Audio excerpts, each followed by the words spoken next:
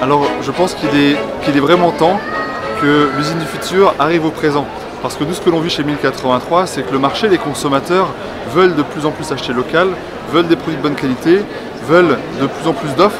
Et pour ça, il faut qu'on adapte nos usines. Donc il faut absolument qu'on mette au niveau nos ateliers de fabrication et nos usines pour être à la hauteur du marché.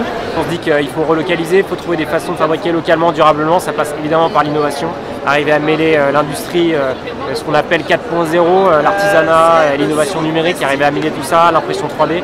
Pour moi, c'est la seule option d'arriver à ramener vraiment des volumes de prod importants en France. Donc il faut y aller vers l'usine du futur. Naturellement, je suis à fond derrière le projet de modernisation de cette usine parce que qui dit histoire, qui dit tradition, qui dit savoir-faire, doit aussi dire modernité, doit aussi dire des usines qui sont des usines qui rentrent dans l'univers numérique, qui sont des usines à la pointe de la technologie. Donc dans la confection, il n'y a pas d'autre solution que d'utiliser le numérique et la robotique pour arriver à des usines 4.0, ce qu'on appelle l'usine du futur, qui permet d'économiser non pas des emplois, mais d'avoir des taux de productivité exceptionnels. Qu'on prouve qu'on peut encore faire du textile dans notre pays, parce que c'est la dernière usine aujourd'hui, France Confection, à Limoges. Et nous, c'est aussi la vocation de l'ADEME, participer à la mutation de l'appareil productif français. C'est des entreprises qui ont vécu plusieurs révolutions industrielles, qui doivent prendre la nouvelle vague du 4.0. Il faut les accompagner là-dedans, avec effectivement des nouveaux outils. Donc il faut les accompagner à la fois humainement et aussi les investissements qui vont avec. On est très fortement engagé dans cette démarche usine du futur, ou usine 4.0, qui est une démarche essentielle. Alors je pense que c'est une évidence, hein, parce que pour nous en tant qu'industriels, sur des vieilles industries, nous plus de 60 ans d'existence pour Gauthier, il faut impérativement investir dans la robotisation et dans l'industrie du futur. Il faut impérativement continuer à investir dans les usines. Moi je crois à la nécessité que les investisseurs et la finance se mobilisent au service d'une économie qui a un impact positif pour le territoire, pour maintenir des emplois et des savoir-faire en France, mais aussi pour demain, pour imaginer ces nouveaux modèles d'une économie plus soutenable.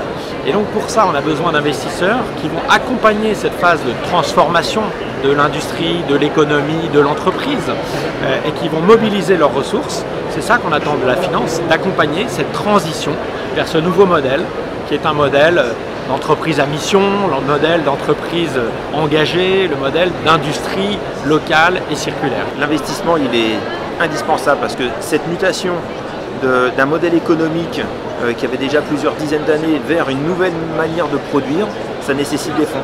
Et donc ces fonds, c'est obligatoirement réinvestir de manière utile de l'argent dans ce qui va être audible et compris par les consommateurs. Parce que c'est terminer les flux poussés où on market des produits pourvu qu'ils se vendent. Aujourd'hui, il faut être à l'écoute et il faut répondre à la demande qui va plus rapide qu'on le croit des consommateurs qui veulent des produits vrais.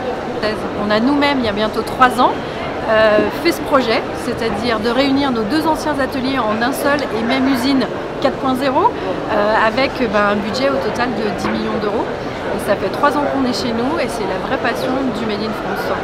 On est tous interdépendants dans nos modes d'évolution, dans nos modes de progression.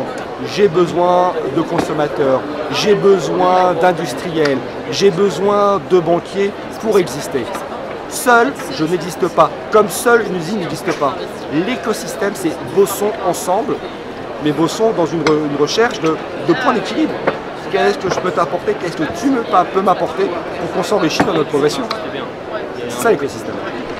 Donc j'invite tous ceux qui s'intéressent à ce type de nouveaux projets à y investir leur énergie intellectuelle, humaine et même financière.